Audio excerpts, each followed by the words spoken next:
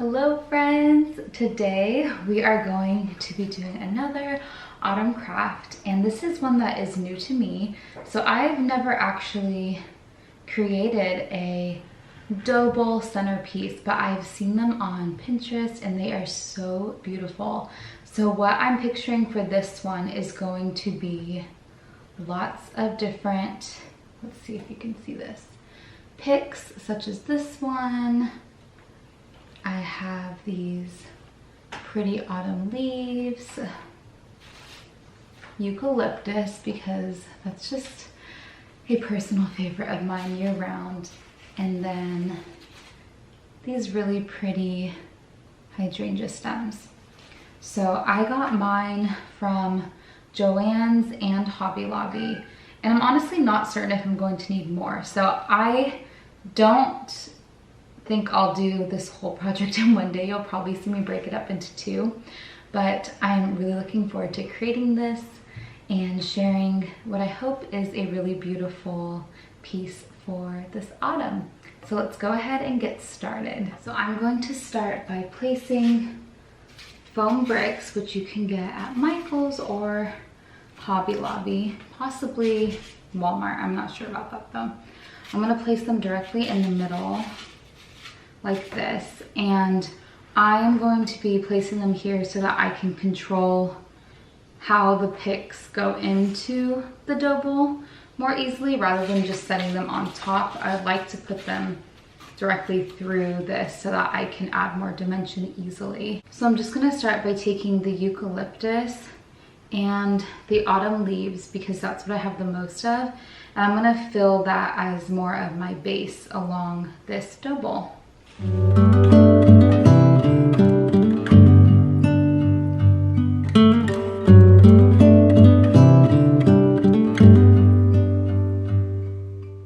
Now that I have put my main stems in, I'm going to try to spread them to make it look a little bit more fuller, because a lot of times when you buy faux flowers and greenery, they're bunched together so you can spread them out to make them look fuller. So I'm going to do that right now, and then once I complete that, I'm going to go in with my accent stems, which, like I shared, is this really pretty eucalyptus, and I don't know what this one's called, but it's just a very pretty stem that I feel like adds a nice different texture to the centerpiece. So I'm gonna do that right now, and then we will see how it is looking.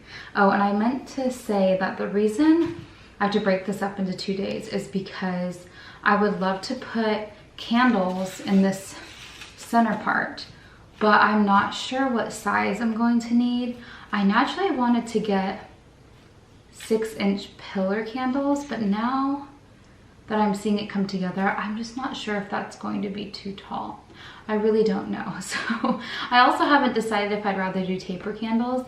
I tend to go that route, but part of me is wondering if I should do something a little bit different.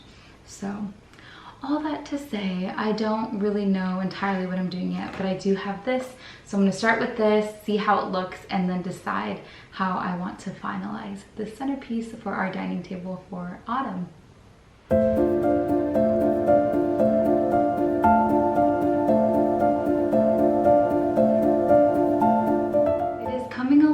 So I am going to go in with these stems now and see how it looks. I really like these ones. These ones are from Hobby Lobby, by the way. And I was really happy when I found them because I thought they were so cute.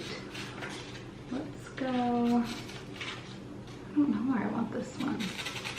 Right here. Okay, let me finish this and then I will show you the progress. I think it's gonna look very pretty though. Here is how it's looking so far.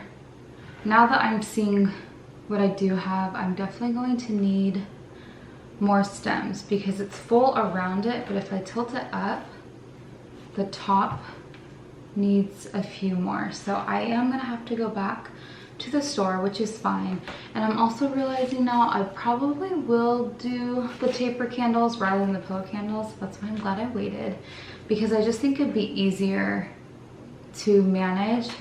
Like, I don't feel like I should set a pillar candle on top of this. I feel like you kind of have to almost like pre-drill a hole.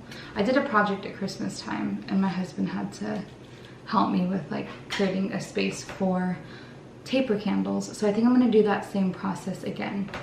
So this is all I can do today, but I will show you what is next after I go to Hobby Lobby. Okay, so it is a couple days later and I was getting ready to go to the store to pick up more picks and stems. And I remembered that I did have more eucalyptus and some of those autumn leaves. And I have the taper candles now as well. So I'm excited. I'm gonna see if I can put it all back together.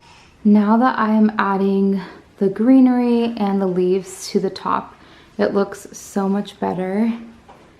And I also remembered that I have these little pumpkins that I'm gonna put throughout it right now. These are from Hobby Lobby and it came in a set for $7. And I think that will look really pretty as an accent as well throughout this. So here is how it's looking now. So much fuller and pretty, and it makes a huge difference having like the top filled. So I didn't have to buy anything else like I mentioned.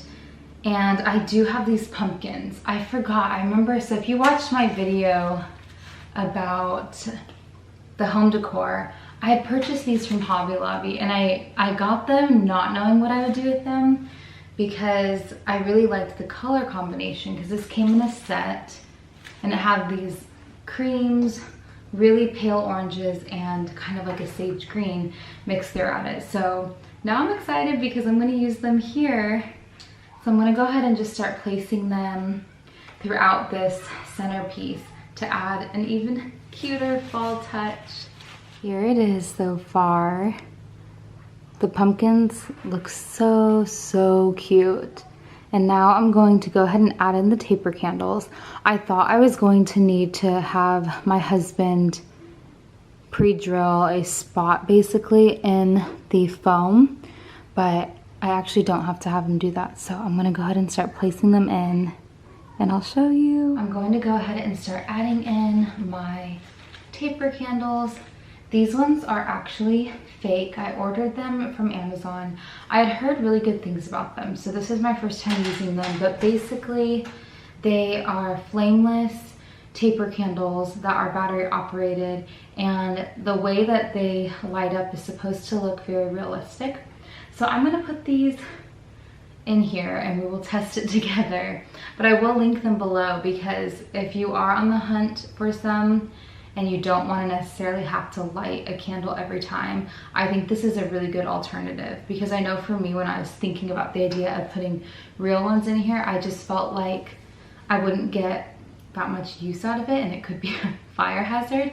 So because realistically you can't burn too close to your fake flowers. So I'm gonna put these in and see if we can get them to work, and just out of curiosity, I just want to know how well they do work and how realistic they seem once they're on. So let's find out. So this is a very off-topic conversation I'm about to have, but I got the worst injury ever this week, and I'll show you by starting with this. As you can see, I hope you can see, I have these band-aids on 2 of my fingers.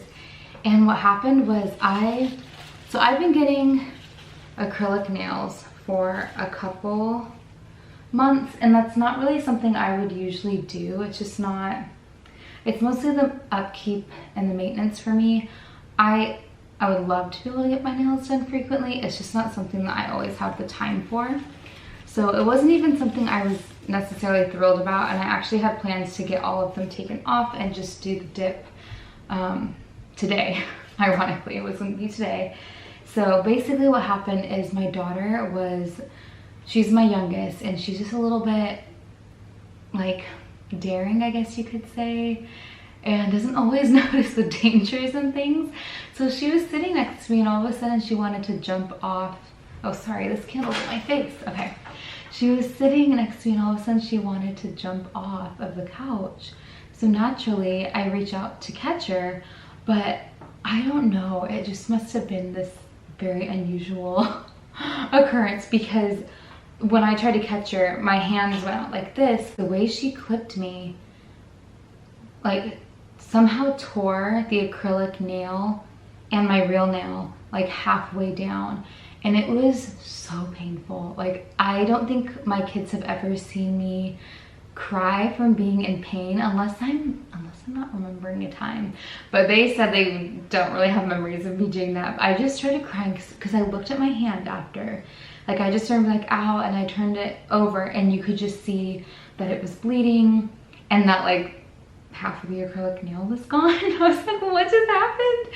So my kids, my son, like rushed to get me like a towel to clean up the blood, and then my daughter immediately ran and grabbed band-aids and was like, here mom, here. And I had to just step out of the room for a moment, and I was like, you guys, I'm gonna go sit in my room for 5 minutes, because I just felt bad, because every time my daughter, who I tried to catch, Kinsley, every time she asked if I was okay, I was like, not right now, honey. And then she would cry because she felt bad, and she knew it wasn't her fault, but I think just, yeah, she was just having a moment of like, oh my goodness, my mom's not okay. So I'm like, let me just step away for a minute and I'll come back when I'm more composed. But I called my husband crying. I was like, you're not gonna believe what happened to my nails, because, oh, this one turned on. Because it was insane. So, random story, totally not a cute autumn story, but if you see my hands with these goofy band-aids over the next few videos, you know why. And once I get these off, I told my husband, don't ever let me get fake nails again, and if I think that I'm tempted to do so for the sake of some cute design, you just tell me what happened and remind me of my injury, and I pray that knocks some sense into me if I ever get too adventurous again. So, oh my goodness, it was just not a good feeling, and they still hurt. So it's been 2 or 3 days since it happened, and they still hurt because it was just so low below that line that your nail shouldn't go below, that it was just like, oh, it's a true injury, and it wasn't worth it. The nails weren't worth it. So I don't know why I felt like I need to tell you that, other than maybe because you could have seen and been wondering. But horrible, horrible pain. Don't recommend. Natural nails, that's the way to go for me from now on. Okay, so now that I'm done telling you that story, let's test out these candles. It should just work with this remote. If it doesn't, we're gonna troubleshoot together. So if I hit on, ooh, okay, all but one. So let me see if I press this button, if it stays on now. There's a button underneath. Oh yeah. Oh, I like that. Okay, come on. That's cute. I really like this, and it does look realistic. Okay, I'm gonna turn the lights off and see how it looks. Okay, lights are going off in 3, 2, 1. Oh, that's so pretty. I really, really like this. Okay, I don't have any complaints. These are worth it. And I love that it's like you can just use a remote to turn them on and off, so you don't have to constantly be taking them out and turning them on with a button. It does have them though if you need it, and you know, God forbid you lose your remote, but this is so, so pretty. I really, really like this. Here is the completed centerpiece. I really love the way it turned out, and I'm looking forward to lots of cozy dinners with these little candles on, and lots of beautiful autumn memories with my favorite people in the world. Okay friends, that is it for today's video. I hope that you enjoyed making this autumn dough bowl with me. I know that I'm really happy with how it turned out, and this definitely makes me realize that it's not as intimidating as maybe what I thought it appeared to be via Pinterest. So if you are wanting to do one of these, I say go for it. no hesitation, and I love that you can truly make it your own. Pick the stems that you love, the colors that you love, and really bring your fall vision to life in your dining room or wherever else you would like to style one of these. But if you liked this video, if you could please give it a thumbs up and subscribe if you haven't, I would appreciate it a lot. And I will see you guys on the next video. Bye.